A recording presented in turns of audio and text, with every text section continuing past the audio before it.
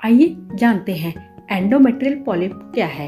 Endometrial polyp के कारण और लक्षण क्या है। एंडोमेट्रियल पॉलिप का परिणाम क्या होता है, क्या हम इस बीमारी से बच सकते हैं।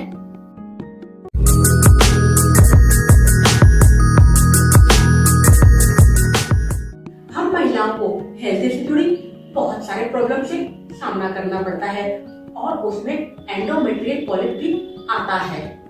एंडोमेट्रियल पॉलिप उन लोगों में आम है जो कि मेनोपॉज को पूरा कर चुके हैं, लेकिन कुछ केस में मेनोपॉज से पहले भी पाया गया है। एंडोमेट्रियल पॉलिप गर्भाशय की भीतरी दीवार से जुड़ी वृद्धि है जो कि गर्भाशय में फैलती है और एंडोमेट्रियल की लाइनिंग में कोशिकाओं की अतिवृद्धि के परिणाम स्वरूप बनता है। एंडोमेट्रियल पॉलिप नॉन कैंसरस होता है, लेकिन बाद में धीरे धीरे यह कैंसरस हो जाता है। एंडोमेट्रियल पॉलिप का कारण जानते हैं। इसका मुख्य कारण हार्मोन के स्तर में बदलाव माना गया है, पाया गया है। हर महीने महिलाओं की बॉडी में एस्ट्रोजन लेवल बढ़ता है, घटता है। पीरियड्स के समय एस्ट्रोजन लेवल घटता है, गिरता है। एंडोमेट्रियल लाइनिंग में कोशिकाओं की अतिवृद्धि के कारण पॉलिप बनने लगता है और यह इनफर्टिलिटी का कारण बनता है। लेकिन अगर पॉलिप हट जाए तब महिलाएं गर्भवती हो सकती हैं। अब एंडोमेट्रियल पॉलिप की सिम्टम्स को जानते हैं। सबसे आम लक्षण ब्लीडिंग है। मेनोपॉज के बाद योनि से खून बहना, पीरियड साइकिल के बीच में bleeding, heavy menstrual cycle, irregular period cycle, रुक रुक कर ब्लीडिंग, स्पॉटिंग। परिणाम स्वरूप महिलाएं मोटापे का शिकार हो जाती हैं, हार्मोनल इम्बैलेंस का शिकार हो जाती हैं, उनकी बॉडी में हार्मोन बैलेंस नहीं रहती है। अंजाम क्या होता है? इनफर्टिलिटी। ये महिलाएं कंसीव नहीं कर पाती हैं, कंसीव करने में प्रॉब्लम होती है।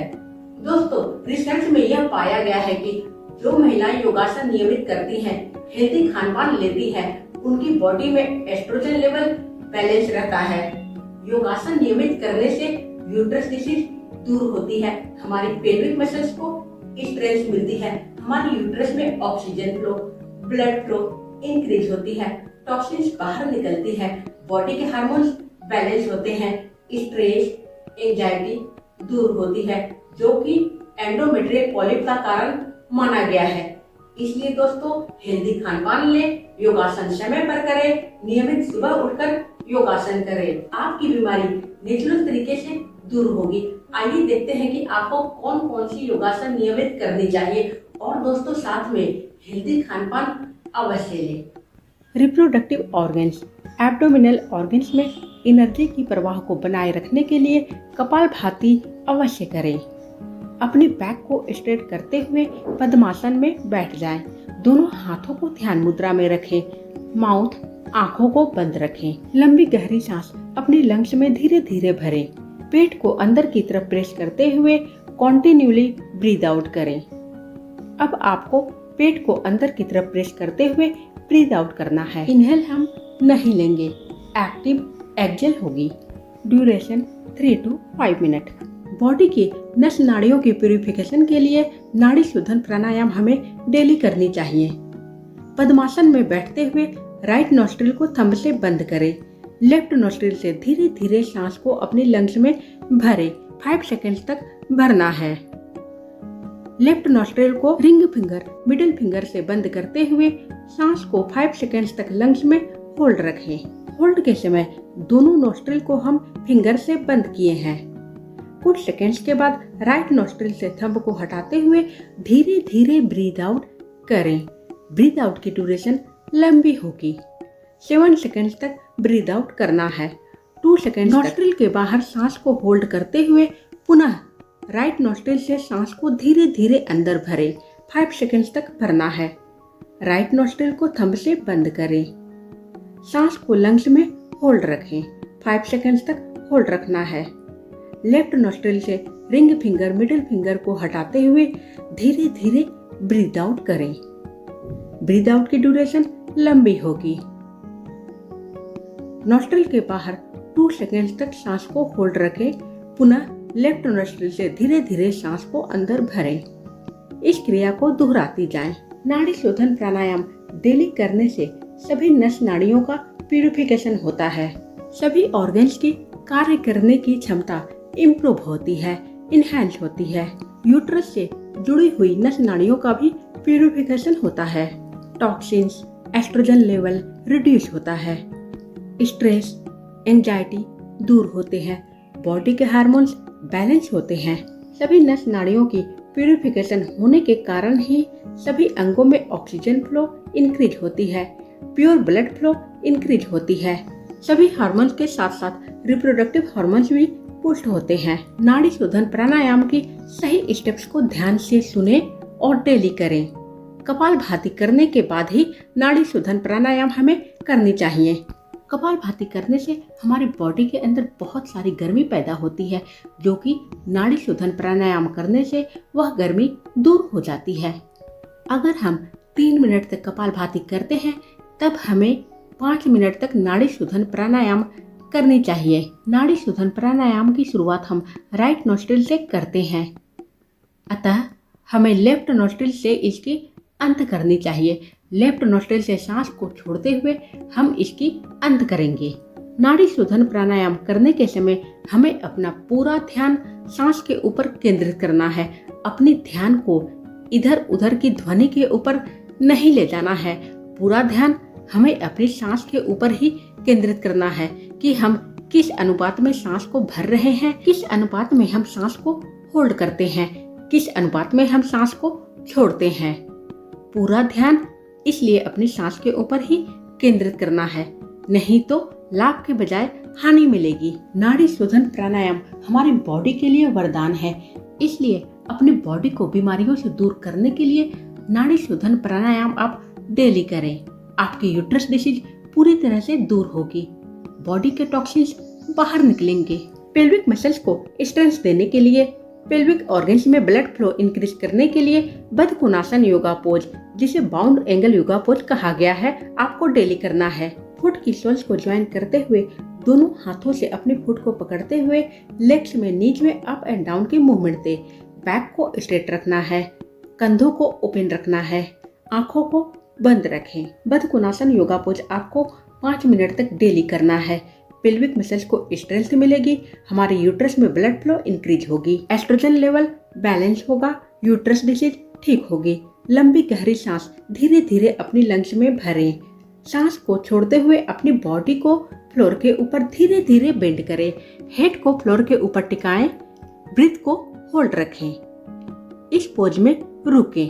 सांस को रोककर इस पोज में आपको रुकना है। अपनी क्षमता के अनुसार ही रुकें। हेल्दी यूट्रस के लिए यह पोज बहुत ही ज्यादा बेनिफिशियल है। इस पोज में हमारी रिप्रोडक्टिव ऑर्गन्स की, यूट्रस की मसाज होती है। हमारी यूट्रस में, हमारी रिप्रोडक्टिव ऑर्गन्स में blood flow, oxygen flow increase होता है, टॉक्सिन्स रिड्यूस होता है। 2 से लेकर 3 मिनट तक आपको दोहराना है। इनहेल के साथ धीरे धीरे स्टार्टिंग पोज में वापस आएं। यूट्रस को हेल्दी बनाए रखने के लिए पश्चिमोत्तासन योगा पोज, जिसे seated forward bend yoga pose कहा गया है, डेली करें। लेग्स को सामने स्ट्रेट ज्वाइन करके बैठते हुए इनहेल के साथ अपने दोनों हाथों को धीरे धीरे हेड के ऊपर स्ट्रेट ले जाएं। एक्सहेल के साथ अपनी बॉडी को धीरे धीरे ज्वाइन लेग के ऊपर बेंड करें। हेड को नीच के ऊपर टिकाएं। इस पोज में ब्रीथ को होल्ड कर रुकें। यह है पश्चिमोत्तासन योगा पोज।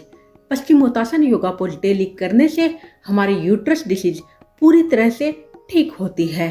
यूट्रस में कंसीव करने की क्षमता बढ़ती है। एंडोमेट्रियल पॉलिप को दूर करने के लिए यह योगा पोज बेनिफिशियल होगा। बॉडी के एस्ट्रोजन लेवल रिड्यूस होगी। इनहेल के साथ धीरे धीरे अपने दोनों हाथों और बॉडी को ऊपर उठाएं। दोनों हाथों को हेड के ऊपर स्ट्रेट ले जाएं। एक्सहेल के साथ फ्लोर के ऊपर वापस लाएं। 2 से लेकर 3 बार तक दोहराएं। इसके बाद है भुजंगासन यानी कोबरा पोज। पेट के बल लेट जाएं। हेड को फ्लोर के ऊपर टिकाएं। दोनों हाथों को चेस्ट के पास रखें। पाम्स की फेसिंग डाउनवर्ड रहेगी। इनहेल के साथ धीरे धीरे अपनी बॉडी को ऊपर उठाएं। ब्रीथ को होल्ड कर इस पोज में रुकें। इस पोज में आपकी बॉडी कोबरा के समान है, इसलिए इसे कोबरा पोज भी कहा गया है। भुजंगासन कोबरा पोज डेली करने से यूट्रस डिसीज ठीक होती है।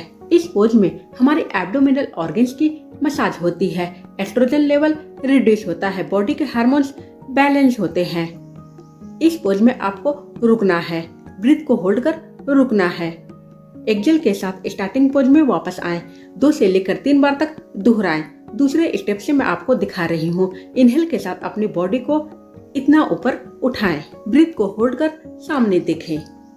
यह दूसरे तरीके से भुजंगासन योगा पोज है। लाभ समान मिलेगा, यूट्रस डिसीज ठीक होगी। एक्सेल के साथ धीरे धीरे स्टार्टिंग पोज में वापस आएं। ध्यान रहे 2 से लेकर 3 बार तक दोहराना है। सभी तरह के यूट्रस डिसीज को ठीक करने के लिए सेतुबंधासन योगा पोज, जिसे ब्रिज पोज कहा गया है, अवश्य करें। पीठ के बल लेट जाएं, लेग्स को नीचे से फोल्ड करें, थोड़ी डिस्टेंस में रखें, दोनों हाथों को थाइस के पास रखें, पाम्स की फेसिंग डाउनवर्ड रहेगी। इनहेल के साथ अपनी बॉडी को धीरे धीरे ऊपर उठाएं, ध्यान से इसके स्टेप्स को देखें। ब्रीथ को होल्ड कर इस पोज में रुकें, चिन को चेस्ट से सटाना है। सेतुबंधासन योगा पोज में हमारी बॉडी सेतु यानी ब्रिज के समान है। इसे डेली करने से एस्ट्रोजन लेवल रिड्यूस होता है, बॉडी के हार्मोन्स बैलेंस होते हैं, पीरियड्स समय पर आती है, फर्टिलिटी इम्प्रूव होती है। यहाँ तक मेनोपॉज का साइड इफेक्ट भी दूर होता है, मोटापा दूर होता है। एक्सेल के साथ धीरे धीरे स्टार्टिंग पोज में वापस आएं, 2 से लेकर 3 बार तक दोहराना है। नौकासन बोर्ड पोज। इनहेल के साथ अपनी लेग्स बॉडी को एक साथ ऊपर उठाएं, दोनों हाथों को लेग्स की पैरेलल रखें, ब्रीथ को होल्ड कर इस पोज में रुकें।